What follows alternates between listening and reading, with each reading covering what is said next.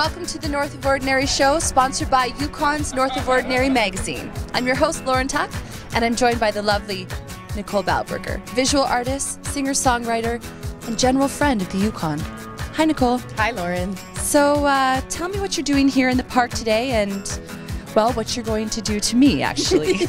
Well, I'm doing a project called See Through. This is the 4th time I've done this project. I've done it in Dawson and the Tombstones and Juneau, Alaska, and now here.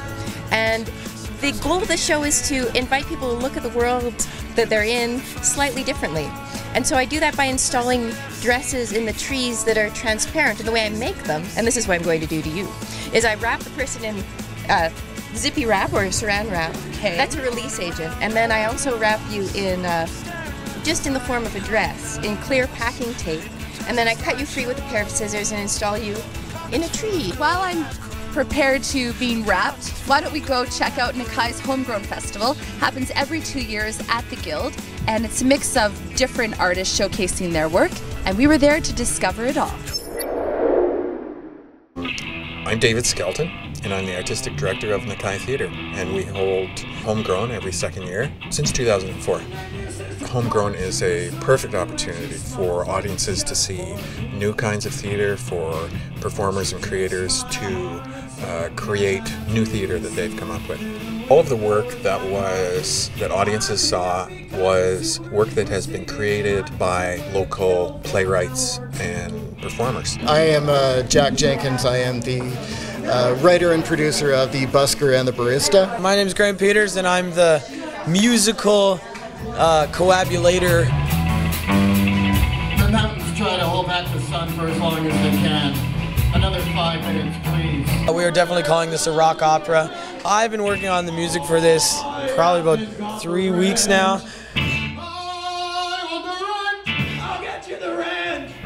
So the rock opera is about 24 hours in the life of downtown Whitehorse, centering around Trina, a hungover barista who had to drag herself to work, and Carl, a kind of struggling street musician who is secretly in love with her and spending way too much time and money in her coffee shop. My name's Arlin and our play is called Leave a Message. Après le bip. And my name is Geneviève Doyon. The main character is called Claire, and she's a 25-year-old francophone who leaves the big city for the north, and she goes up there to end her life. I'm Claire. We both co-wrote or wrote the play, and I've taken on some of the directing and stage management roles. And I'm Claire on stage, and then there's another actor called Sam Bergman-Good, who is Zach's character. There was a theatre project called Open Pit last summer that I was part of, and it was a collective. One of the pieces I created was a monologue about the character Claire, and so from that monologue I wanted to create a bigger piece. So I approached Aislinn, and we went from there. I'm Erin McMullen, and my play is Gamble. One of the things David said to us at the very beginning was to focus on what it was we wanted to get out of the project, and for me it was the development of character and also of dialogue. To have Brian Fiddler as a dramaturg to kind of point me in the right direction. There was a lot that I was withholding, as you would in a screenplay, but on the stage that needs to be there, and it needs to be a self-contained, separate piece. Hello, I'm Rox Hunter, and my piece is called Dear Malawi. It's a philosophical talk about how blessed we are here in the Yukon and all that we have, and basically a piece to make people wake up and look around and see how good we have it, and to remind people to stop and take some time to smell the roses. Look around, look up, breathe in, breathe out, open your eyes and close them. When you say something, you know, it's got so much power if you say it right. In the words of someone very wise, be the change. Thank you very much. I think, yeah, without Homegrown, this wouldn't have happened. There's nothing like deadlines to make a project actually happen, right?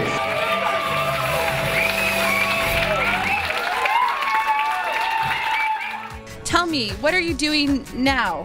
Well, I'm putting on this saran wrap stuff, which will act as a release agent so the tape doesn't actually stick to your clothes. And I'm building the bodice. The bodice is the complicated part. Okay. And then we'll go around and around and around you to make the skirt. Okay, speaking of around and around and around, one of the events that was happening on the mountain biking circuit here in the Yukon was the Boogaloo to Boreal event, and we were there to check it all out.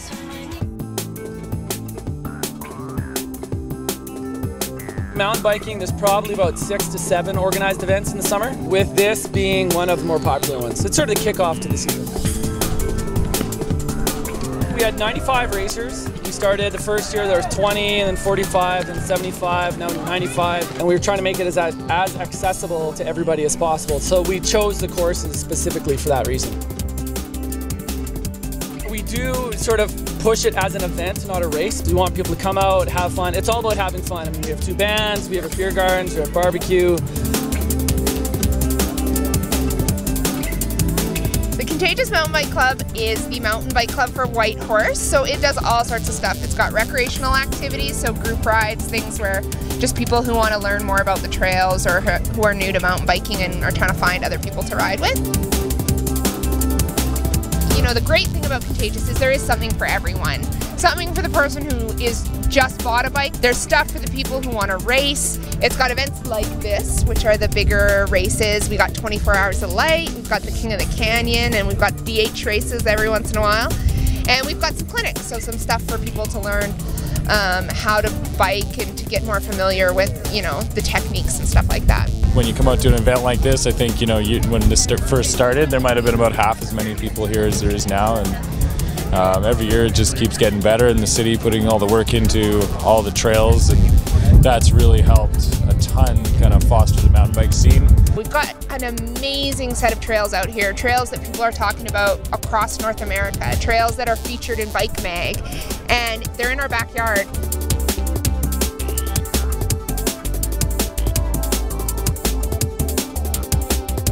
The former general manager of Arctic Winter Games is the chief organizer of the Run Bike World Cup. The Run Bike course came out of last year because we were sitting around at the finish line and there were so many 2- and 3-year-olds on run bikes, so we figured we might as well formalize it. Angelina's Toy Boutique, they're donating a run bike as a draw prize for the run bikers. It's a very intense event. They all get ice cream cones. 20 years, this will be in the Olympics. You will see 3-year-olds in the Olympics born out of this event.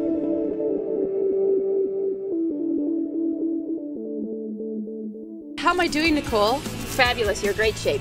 Okay, well, thank you, actually. Speaking of shapes, the Varietease Burlesque Show, a sexy and fun, spectacular event, took place in early June here in Whitehorse. That was something that was definitely north of ordinary. My name's Charity Ball, and welcome to Varietease. I'm Fiona Solin, and I'm the producer, and I also perform in Varietease. We did the first show in May of 2008. Now we're back at the Guild where it all began. The cast is bigger. There's more of everything. I'm Claire Ness, and my role is the MC. We've got saucy singers and dazzling dancers, wild wolves, bountiful bananas, anything else your little minds can muster and your little hearts can desire. It all stemmed from a conversation between myself and Patrick Matheson. I said, I wish that there was something else for me to do in town that wasn't band related, and he was like, there's plenty of stuff, you just have to think of it. And I said, well, I want a girly show.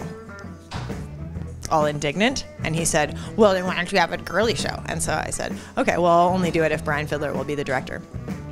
And he said no, because he didn't know anything about burlesque. And I said, either do I. We did some research, mostly in what people are doing now, but really what we did was we put a call out to the people of Whitehorse and said, do you have something sassy that you think should be on stage? Do you have something sexy or funny or like weird or whatever burlesque means to you? What does it mean to you? Come and show us. This particular show for Whitehorse is really special. It's a variety show, so there's all these separate acts, but it's very well rehearsed and polished, and all the transitions are smooth, and there's a lot of work that goes into it. The Risky Rollers, everyone! The band's my favorite part of the show. The full horn section. Dave Haddock is the band leader, so it's bound to be good. It sounds awesome. Something that's notable for the Guild is that our cast is 25 people and the audience capacity is 70. So it's pretty intimate. We encourage the audience to get dressed up. A lot of people pull out their rendezvous corsets that they would wear, during rendezvous, and they get all dressed up. This is true burlesque, where it's comedy satire all the way through. You're like breaking down walls. All right, after the break, we'll be teaming up with Miche, who's sharing some of her Boreal gourmet treats with me.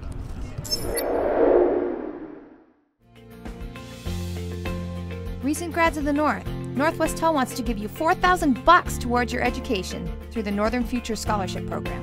And that's not all. Jobs for your summers off are made available, as well as a chance at a full-time career after you graduate.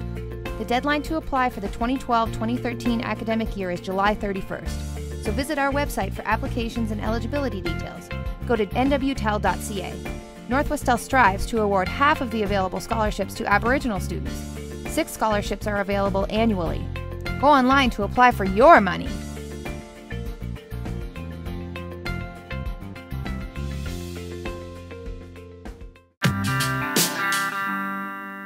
I'm joined by Miche, and she is the author of the Boreal Gourmet and a columnist with North of Ordinary.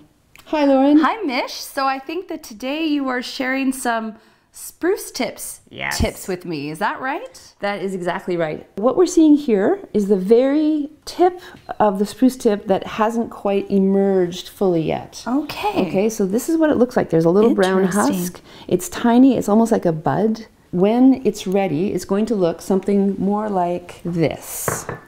This is from last season. I've pulled these out of the freezer to cook with today. One of the things that you can make with spruce tips is mango salsa. Mango, a little bit of red onion, lime juice, lime peel, spruce tips. In the early spring, when it's just on the edge of the tree, is really lemony. Combination of spruce tip and lemon or lime really works. This looks beautiful. Isn't it lovely? Really? It's perfect for any occasion, particularly the summer, the early summer. What do you think? It's actually fantastic. It's pretty good, eh? So refreshing. Yeah, really light. Wow, it's delicious. When do spruce tips come in season? Generally, ballpark is middle of May to the middle of June. Do you ever eat them raw? Yeah. Yeah, absolutely. In fact, all of what we're eating today is made with raw spruce tips, except for the spruce tip shortbread. Right. So what we're going to do is build a nice little smoked salmon plate. The elements are some homemade ciabatta. Ooh. There we are. Really nice little piles of beautiful smoked salmon. So this is the spruce tip butter. Spread it on the bread, and I'll give you a nice little fork. You can elegantly place the salmon on the bread, and then a little bit of red onion over top. The creaminess and smoothness of the butter adds something quite different. And then there's a little bit of grated lemon zest in there and some lemon juice. Feels very light and summery. Cool, I'm so glad you like it. Delicious. Do you want to try dandelion greens? Yes, I think you dandelion greens aren't spruce tips, though. No, but here's the trick. It is olive oil with spruce tips in it. The spruce tips have been sitting in the oil for about 6 months now. And we're going to douse the somewhat astringent and a little bit bitter dandelion greens with some spruce tip oil and a little squeeze of lemon. Okay. More of that citrus. These are all very light dishes. Yeah, which these are very is appropriate summery for this time of year. Yeah. It's busting with light out there. We're going to move on to dessert. Okay, so this is a little bit of reserved spruce tip sugar. Okay. So if you've got a favorite shortbread recipe, you can just grind a couple of tablespoons of spruce tips up with the sugar that goes into the spruce tip shortbread. In an airtight container, it will keep for a long time. It'll keep that real spruce liveliness. That's what I'm learning here, actually, is that spruce tips have a lot of longevity. They do. I mean, 6 months in the oil, you can freeze them, you can dry them, you can keep them in sugar. I'm the luckiest girl I know. You can have it for breakfast. This is so I'll send you home good. with some. Thank you for sharing all your spruce tips with me today. You're so welcome, Lauren. Until next time on The Boreal Chef. Coming up next, our fearless sports reporters were on site for some youth soccer action in a segment we like to call Sports Beat.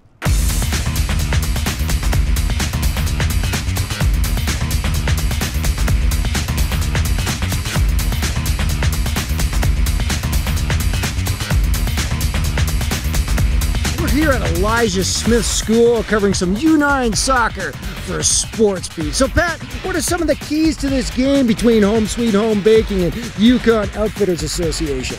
Well, so far I like a 5-0 team that's on the ropes up against a 1-4 squad. It just shows you that anything can happen in the hot, furious action that is U9 soccer. This isn't video game soccer. This isn't Lego soccer. This is the real thing out here on Elijah Smith Field. Real life, and 5-0 record on the line. Anything can happen. Hey, is it snack time yet? It is. I'm sure you've seen me on Community Cable 9 Sports Beat. I'm wondering if you guys could talk to us tonight about snack. Why no rinds on the watermelon tonight? I'm not sure. Whose mother's responsible for this? Barrett. Okay. Is this a ploy to get extra sticky hands and maybe stop a few more goals in the second half? Please explain. Well, you know, when you're trying to get space between yourself and a defender, it's always good to push. And if you have sticky hands, you give a little push like this, and next thing you know, the defender's going like this, and you're gone. Nope. You got the first opening goal in the action tonight. Tell us a little about that. My friend on my team kind of got an assist, and he passed it to me, and I kind of chipped the ball over everybody. And the goalie kind of hit it on his hands, and it kind of went over him. Is that a deliberate move, the chip, that you practice at all? Nope. Let's talk a minute about the coaching here, Pat. It's like people with absolutely no experience whatsoever coaching are being thrown out onto the U9 soccer field to lead these kids. I mean, you got a minivan and 12 oranges. That's not going to equal victory. Coach, you were up 3-0 in this game, and now it's 3-2. What led to your epic collapse there in the first half? We needed a couple of coachable moments. You're an undefeated team up till this point. Yeah, we have been, yeah. We are a second half team. I'm not giving up hope yet, though there's a goal against us. 3-0. The hole gets deeper. Do you think that Coach Ross and his squad came in a little overconfident against this red team tonight? Overconfident maybe, but I think it all comes down to the watermelon. Obviously you need grips, something we've learned, it doesn't work. Now, Jordan, I have to ask you, you guys didn't receive a halftime snack. No. Was that a good thing or a bad thing in the long run? Probably a good thing, because when we get hungrier, then we can run faster. It's almost like you guys were feeding on goals tonight. What did they taste like? They taste like victory. Well said, Jordan. How many goals did you score? 2. What's the most number of goals you ever scored in a game? 2. 2. So this was your record. Abby Rich, 2 goals here for Yukon Outfitter Association. Sports Beat rules. Yeah. Have you guys beaten this team before, or is this the first time you've been victorious against the yellow team so far this year? Yep, this first time. Right on, guys. Right on. Good game. Good game. You guys are awesome. Yeah. Fucking Oh, yeah. No snack for Home Sweet Home Bacon tonight, but they still seem to win. Sports Beat! It's our only game we lost. But from what we saw on the sidelines, you guys certainly won snack time. Thanks, Garrett's mom! The watermelon was great! I'm Brock McLean. I'm Pat Jablonski. We'll see you next time on Sports Beat.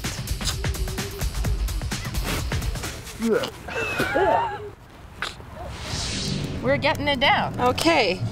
Well, while Nicole works on my bodice, we caught up with our curious gardener, Arlin McFarlane, to find out how to get your garden started. I'm Arlin McFarlane, and I'm the Curious Gardener. I'm here today with Garrett Gillespe of Boreal Compost. Can you tell me what we need to make a good garden bed for growing? Well, we need soil, compost, soil amendments, plants, and we need water. Here we have our in-house blend of topsoil.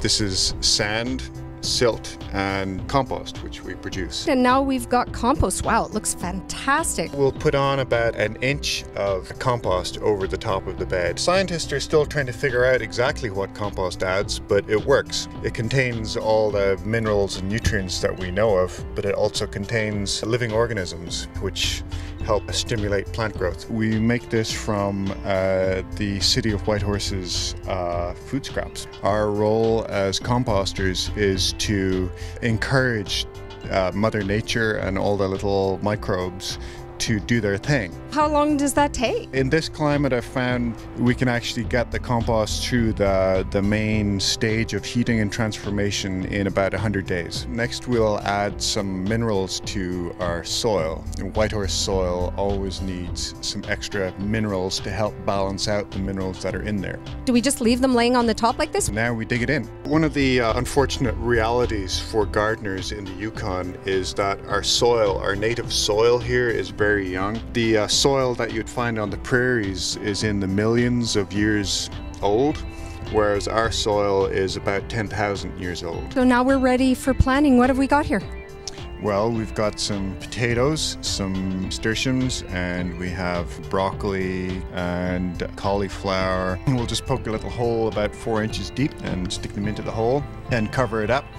And we'll put about 10 inches between each potato in each direction. We start the broccoli in these plug trays, and so we put one seed in each cell, and this gives us our transplants. And the idea behind the transplant is that helps us get plants growing faster and sooner. How far apart do broccoli need to be planted? It varies a lot depending on the variety of broccoli. If it's an old heirloom variety, sometimes they need huge amounts of space, like 2 feet between each plant. If it's a hybrid market variety, it may only need maybe 10 inches between each plant.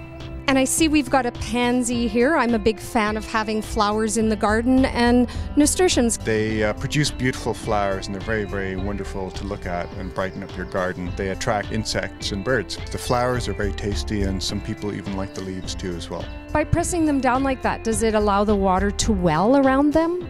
Well, it does do that. The main thing here is that we ensure that the roots have got really good contact with the surrounding soil. See, the roots there will immediately start to grow out into the surrounding soil when there's good contact. So is there any particular kind of technique to watering there, Garrett? The middle way is the best way. That is that you don't put on too much at one time, and just a little bit and more often is really the best way of watering. Okay, well, the garden's all planted. We're having a cup of tea and just being happy about our work. I want to thank Garrett Gillespe from Boreal Composting for helping us prepare and plant a garden bed. I'm Arlin McFarlane, and this is The Curious Gardener. Hey, Nicole, you have a hanger and scissors. I am not afraid. What is happening now? Well, now I'll cut the dress up the back very carefully, and I'll be careful not to cut your sweater. And it's my rock and roll sweater. It's my special sweater. I understand. Okay. And I'll put the dress on a hanger, and then I'll get ready to hang it in the tree. Well, as we know, summer is all about looking good. So on that note, I decided to head over to Elements Salon for a little segment we like to call Spa Date. Woo! Wow. I'm here at Elements Aesthetic Studio, and I'm getting ready for my spa date. Let's go meet my guest. Hi, Lauren. Hi, how are you? thanks for joining me on Spa Date. Oh, it's great to be here. Are you ready? I'm ready. Okay, let's do this.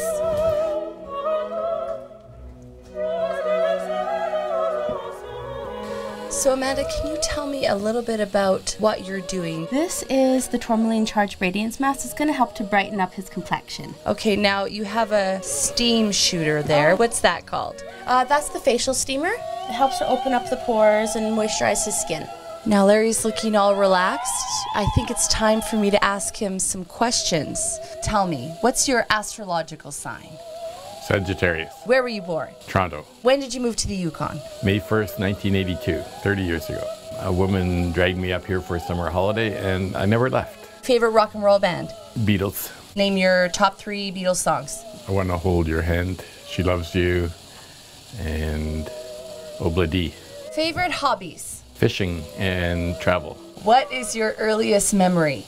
Playing with little toy cars and dinky toys and having to eat Jell-O all the time because I was allergic to milk for a year. And I hate Jell-O now because it was the only thing I was allowed to eat. Okay.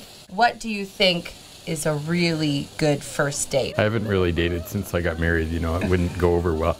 Right. What do you think about women asking out men? I think it's a great idea because I was pretty shy, so it was good when women asked me out. Larry, I'd like to take us into the next round of questioning, which is called This or That. Run or jog? Jog. Chocolate or chips? Chocolate. River or lake? River. House or condo? House. Plane or train? Train. Paul or John? Paul. Rock and roll or classic? Both.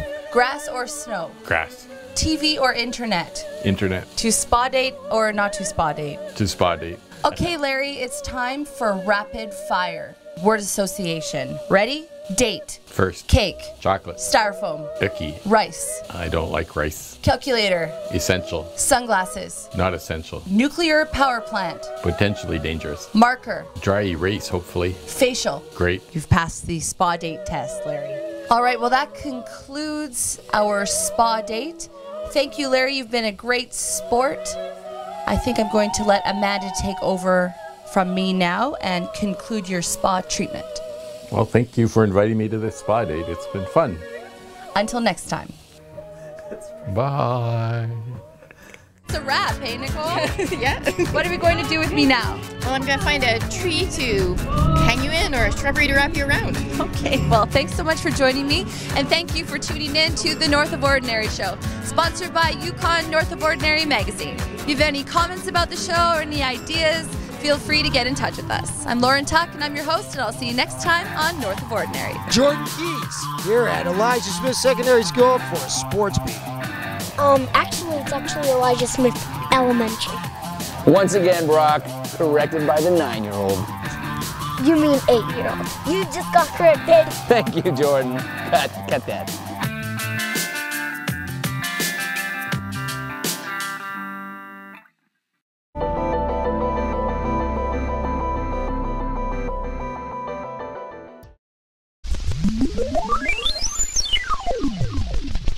You